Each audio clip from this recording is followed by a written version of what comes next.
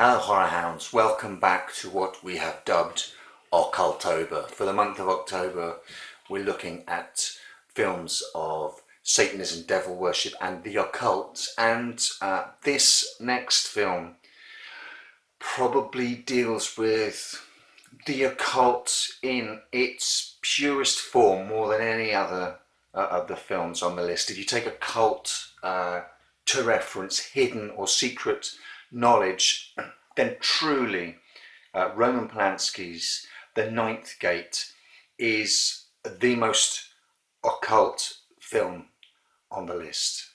It was released in 1999 to mixed reviews, and I must admit that when I first watched it I was very lukewarm towards it. One of the happy accidents of doing a channel like this is that apart from talking about films I know I love, it gives me an excuse to watch films I've never seen before, and sometimes, just sometimes, I get to reappraise films that I'd seen previously a long time ago. So it is with The Ninth Gate, a film that I had, as I just said, previously been lukewarm towards.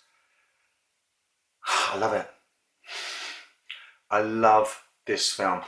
Frustrating as it is, obtuse as it is, it feels this second go around like I was watching a completely different movie. And it's fascinating when that happens, and I love it when that happens. And the upside to that is I've got another film in my collection that I absolutely love, rather than one that was just nah.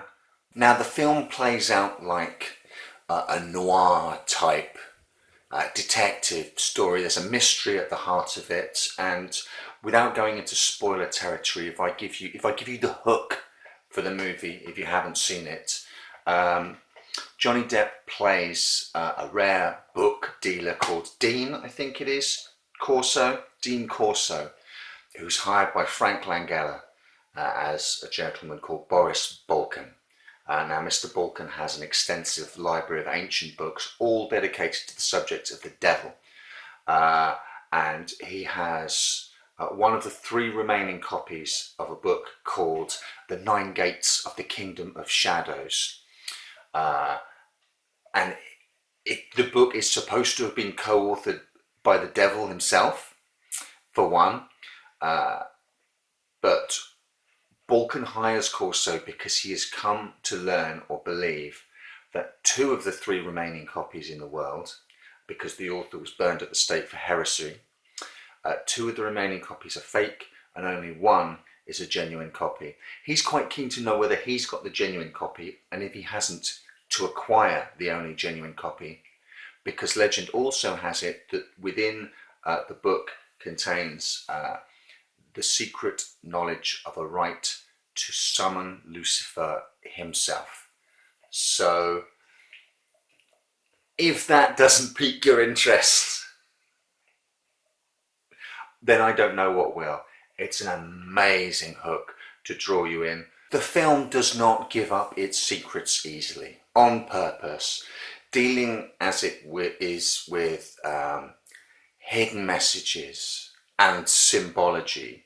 The film plays with that almost with an evil glee. It dares you to read into things and then dares you to come up with your own answers. The ending is very divisive.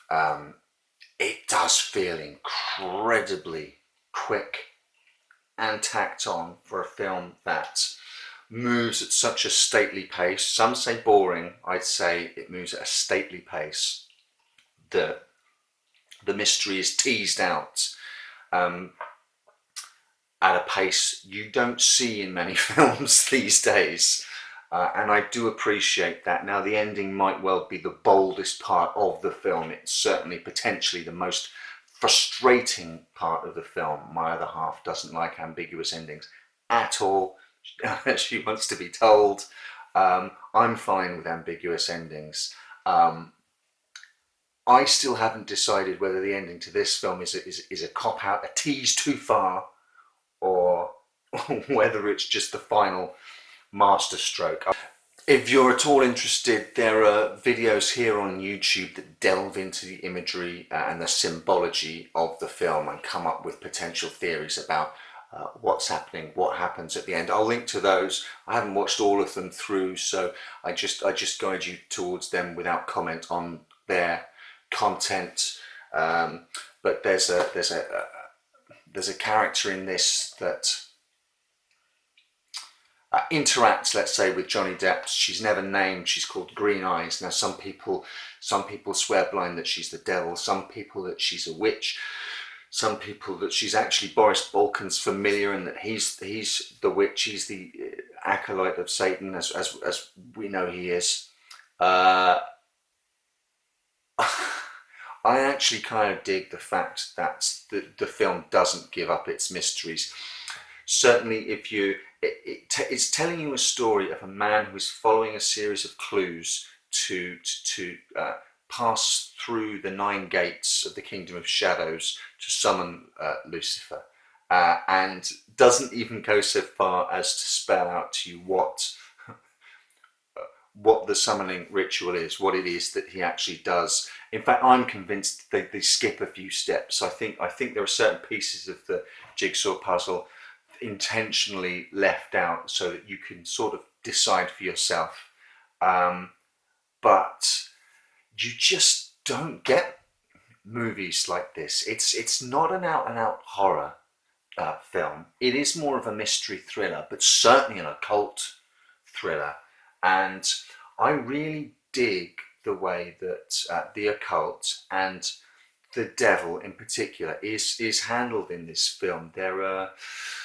There's no moralizing about it in an awful lot of the films that we're going to watch in this series. Occult equals devil worship, devil equals evil, and the forces of good have to oppose that. I understand that. It makes for a compelling and simple story, you know, black hats and white hats. What I find really interesting in this is that the devil in this seems to be more around Lucifer, the light bearer, light being knowledge, the Garden of Eden, and you know, the giving of knowledge, rather than out and out evil. It's the obsession with and the seeking of hidden, secret, ultimate knowledge. And Lucifer is the embodiment of that in this, rather than the embodiment of all evil, if you will.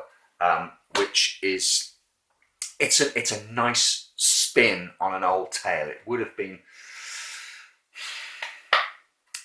slightly more of a hocus pocus movie if the secret cult of devil worshippers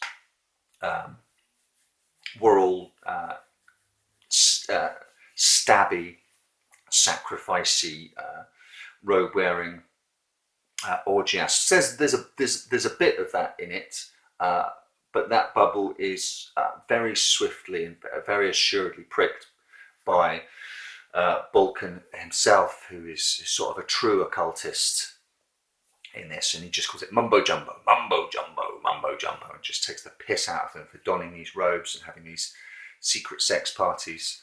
There's a scene right towards the start of the film where Depp arrives late and attends a lecture on demonology given by Boris Balkan, and he's sat at the back of the lecture hall, and a row in front of him and just to one side is this character Green Eyes. And honestly, the way it's shot and framed and goes to her and then back to him, it jumped out at me that it's so much like the framing, to my mind, of the scene in Dario Argento's Inferno, where the guy's at the music lecture, and in front of him and turning around to stare at him is the witch, Mater Lacrimarum, I believe, and he has that eerie moment with her, and I thought, oh,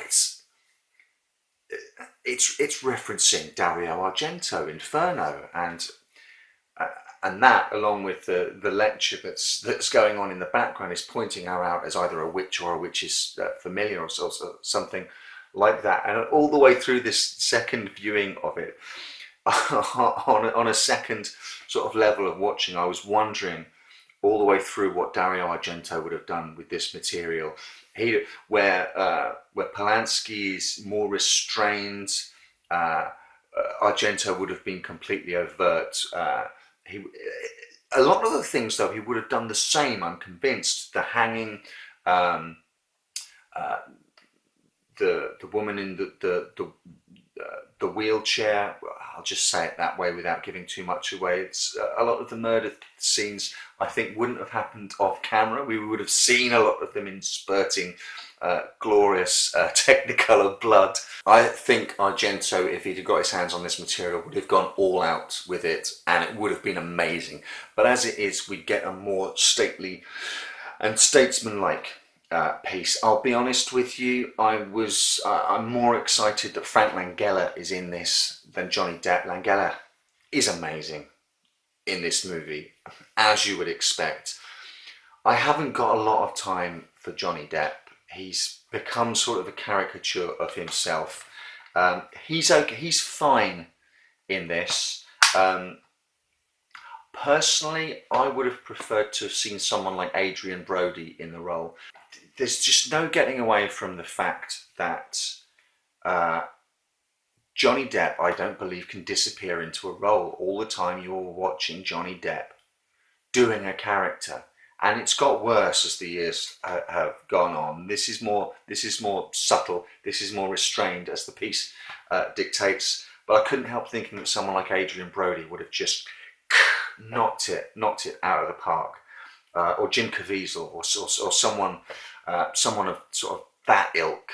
The way it's lit and the color palette, the film looks like one of the antique books that the film is about. It looks rich and lush and gorgeous. It's a crying shame that the New York scenes at the start are so obviously on a set with the New York skyline out of the office windows being a big blown up photograph, for obvious reasons, because Polanski is not going to fucking film in New York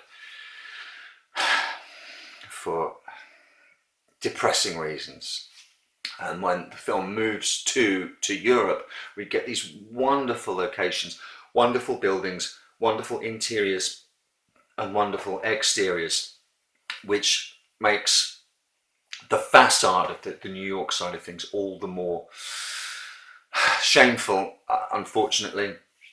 It also visually links it to Stanley Kubrick's Eyes Wide Shut. Obviously, Kubrick wasn't filming in New York because by that point he wasn't leaving England. So it looks like a fake New York at the start, like Eyes Wide Shut does, and Eyes Wide Shut also does bigger and better, I must say, the secret meeting of the anonymous robed figures. That occult society in Eyes Wide Shut is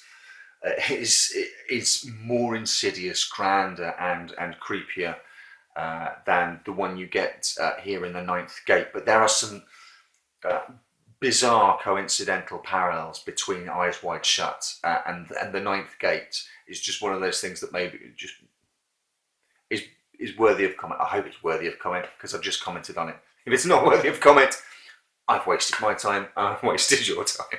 Finally then, I think it is a film that rewards multiple viewings, but does so if you pace those viewings out. I think leaving this another 10 years maybe before I watch it again is perhaps the best approach. So I've got the opportunity to forget some of the elements of the mystery. Watching it through, I can vaguely remember the direction it was going, but I'd forgotten enough of it that I was along with the journey.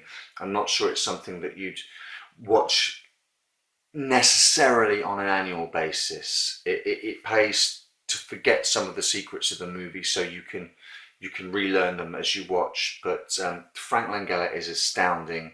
The movie itself is intriguing and playful. It's either pulling the biggest practical joke which is entirely possible, because you start looking at the license plate numbers of cars. You start doing your own numerology in your head and adding up the numbers. And is that significant? Is that you start playing the obsession game that the film is depicting, and it might just be that the entire time the film is playing a joke on you. I'm fine with that. Uh, Alternatively, as with some of the videos, a couple of the videos I'll link to down below in the description field, there is a rabbit hole that you can dive down if you want uh, to explore the symbology and the layers of meaning and the like. Ultimately, some people are frustrated that in order to get stuff like that out of the movie, the viewer will have to put more work into the story than the filmmakers are giving you. Which is why part of me thinks it's a perverse joke. But like I said, I'm absolutely fine with that.